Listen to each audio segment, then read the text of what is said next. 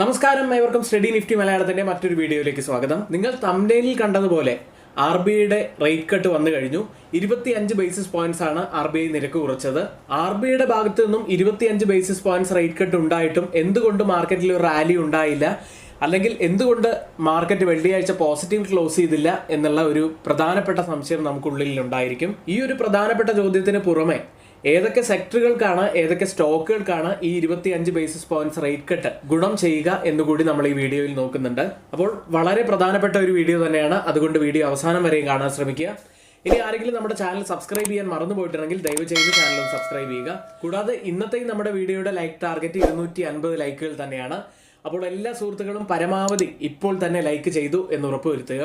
മറ്റൊരു പ്രധാനപ്പെട്ട കാര്യം കൂടിയുള്ളത്, ഇനി ആർക്കെങ്കിലും നമ്മുടെ പെയ്ഡ് എഡ്യൂക്കേഷൻ ടെലഗ്രാം ചാനലിൽ 50% ഡിസ്കൗണ്ടോട് കൂടി ജോയിൻ ചെയ്യാൻ താല്പര്യമുണ്ടെങ്കിൽ തൊട്ടുമുകളിൽ ഇവിടെ നമ്മളൊരു വാട്സപ്പ് നമ്പർ നൽകിയിട്ടുണ്ട്. ആ നമ്പറിൽ മെസ്സേജ് അയച്ച് നിങ്ങൾക്ക് ആ ഗ്രൂപ്പിൽ ജോയിൻ ചെയ്യാവുന്നതാണ്. രാവിലെ 9 മണി മുതൽ 3:30 വരെ എല്ലാ എഡ്യൂക്കേഷണൽ വ്യൂസും ഞങ്ങൾ കൊടുക്കുന്നത് ആ ടെലഗ്രാം ചാനലിലാണ്.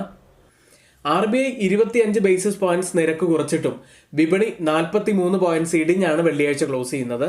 ഇതിന്റെ പ്രധാനപ്പെട്ട ഒരു കാരണമായി കാണുന്നത്, വിപണിയിൽ നേരത്തെ തന്നെ 25 ബേസിസ് പോയിന്റ്സ് റേറ്റ് കട്ട് ഫെബ്രുവരിയിൽ ഉണ്ടായിരിക്കും എന്നുള്ള ഒരു വിലയിരുത്തൽ വിപണിയിൽ വളരെ നേരത്തെ തന്നെ ഉണ്ടായിരുന്നു.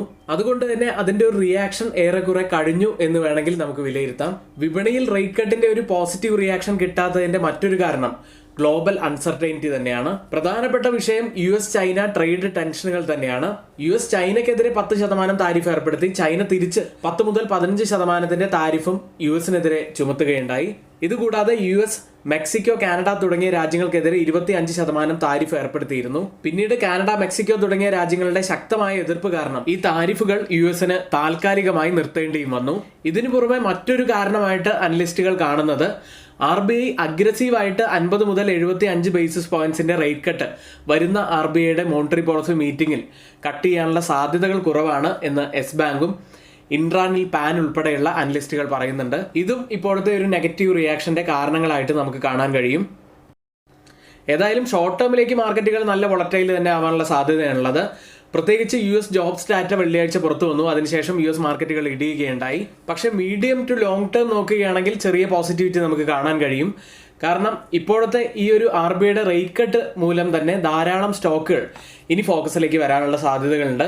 പ്രത്യേകിച്ച് ബാങ്കുകൾ, NBFCകൾ, ഓട്ടോ, റിയൽ എസ്റ്റേറ്റ് സ്റ്റോക്കുകളെല്ലാം നമ്മൾ ഫോക്കസിൽ വെക്കേണ്ടതാണ്. ലോങ് ടേമിലേക്കും ഇത് പോസിറ്റീവ് തന്നെയാണ്. ഇനിയിപ്പോൾ നമ്മൾ പറഞ്ഞതുപോലെ തന്നെ ഈ ഒരു വാർത്തയുടെ ഗുണം ലഭിക്കാൻ സാധ്യതയുള്ള സെക്ടറുകൾ നോക്കുകയാണെങ്കിൽ ബാങ്കിങ്, ഓട്ടോ, റിയൽ എസ്റ്റേറ്റ് തുടങ്ങിയ സെക്ടറുകൾക്കാണ് അത് ഫോക്കസിൽ വരാനുള്ള സാധ്യതയുള്ളത്.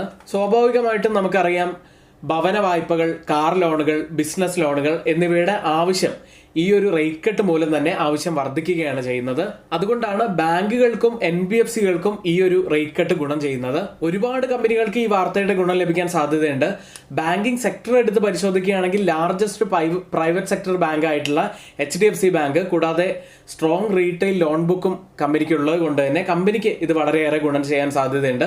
കൂടാതെ ICICI bank, axis bank, state bank of India, Kotak Mahindra bank, IndusInd bank തുടങ്ങിയ കമ്പനികൾക്കും ഈ ഒരു വാർത്തയുടെ ഗുണം ലഭിക്കാൻ സാധ്യതയുണ്ട്. NBFCകൾ നോക്കുകയാണെങ്കിൽ Bajaj finance, Cholamandalam investment, M&M financial services, LIC housing finance, PNB housing finance തുടങ്ങിയ കമ്പനികൾക്ക് ഗുണം ലഭിക്കാൻ സാധ്യതയുണ്ട്.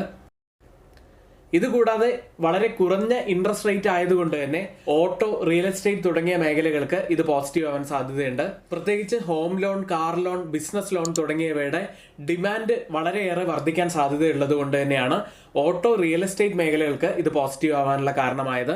ഓട്ടോ സെക്ടറിൽ ചില കമ്പനികൾ എടുത്ത് പരിശോധിക്കുകയാണെങ്കിൽ മാരുതി സുസുക്കി, ഏറ്റവും കൂടുതൽ പാസഞ്ചർ വെഹിക്കിൾ വിൽക്കുന്ന മാരുതി സുസുക്കി ഫോക്കസിൽ വരാനുള്ള സാധ്യതയുണ്ട്.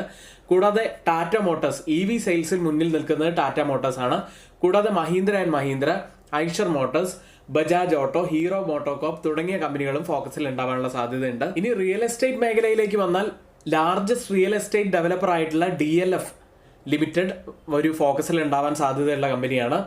Godrej properties, Oberoi reality, prestige estates, brigade enterprises തുടങ്ങിയ കമ്പനികളും ഫോക്കസിൽ ഉണ്ടാവാനുള്ള സാധ്യതയുണ്ട്. മറ്റൊരു ഫോക്കസിൽ വരാൻ സാധ്യതയുള്ള സെക്ടർ കൺസ്യൂമർ സെക്ടറാണ്. FMCG, കൺസ്യൂമർ ഡ്യൂറബിൾസ്, മാനുഫാക്ചറിംഗ് തുടങ്ങിയ മേഖലകൾക്ക് പോസിറ്റീവ് ആവാൻ സാധ്യതയുണ്ട്. ചില കമ്പനികൾ എടുത്ത് പരിശോധിക്കുകയാണെങ്കിൽ ടൈറ്റൻ കമ്പനി ജ്വല്ലറികളുടെയും വാച്ചുകളുടെയും ഡിമാൻഡിൽ വർധനവുണ്ടാവാനുള്ള സാധ്യതയുള്ളതുകൊണ്ട് ടൈറ്റൻ കമ്പനി ഫോക്കസിൽ വരാൻ സാധ്യതയുണ്ട്.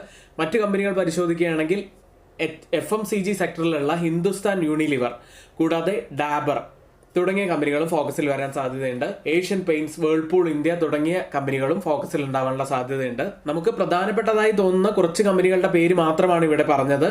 ഇതിലും ധാരാളമായിട്ട് ഒത്തിരിയേറെ കമ്പനികൾ ഫോക്കസിൽ വരാനുള്ള സാധ്യതയുണ്ട്. ഇതിലും കൂടുതൽ പ്രാധാന്യം അർഹിക്കുന്ന ധാരാളം കമ്പനികൾ ഉണ്ടായിരിക്കാം. ഇവിടെ പറഞ്ഞ കമ്പനികളുടെയും സെക്ടറുകളുടെയും പേരെല്ലാം നിങ്ങളുടെ എഡ്യൂക്കേഷണൽ പർപ്പസിന് വേണ്ടി മാത്രമാണ് ഷെയർ ചെയ്തിട്ടുള്ളത്.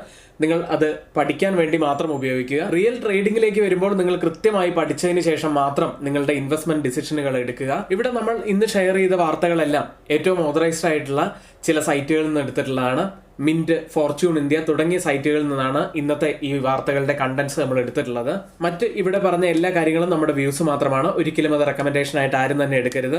ഇനി ആർക്കെങ്കിലും ഒരു ഡിമാറ്റ് അക്കൗണ്ട് ഓപ്പൺ ചെയ്യണമെന്നുണ്ടെങ്കിൽ അതിന്റെ ഒരു ലിങ്ക് നമ്മൾ ഡിസ്ക്രിപ്ഷൻ ബോക്സിൽ നൽകിയിട്ടുണ്ട്. ആർക്കെങ്കിലും അത്തരത്തിൽ പുതിയൊരു അക്കൗണ്ട് ഓപ്പൺ ചെയ്യണമെന്നുണ്ടെങ്കിൽ ആ ലിങ്ക് വഴി നിങ്ങൾക്ക് പുതിയൊരു അക്കൗണ്ട് ഓപ്പൺ ചെയ്യാവുന്നതാണ്. എങ്കിൽ ഇന്നത്തെ ഈ വീഡിയോ ഇവിടെ പൂർത്തിയാവുന്നു. ഏവർക്കും നന്ദി.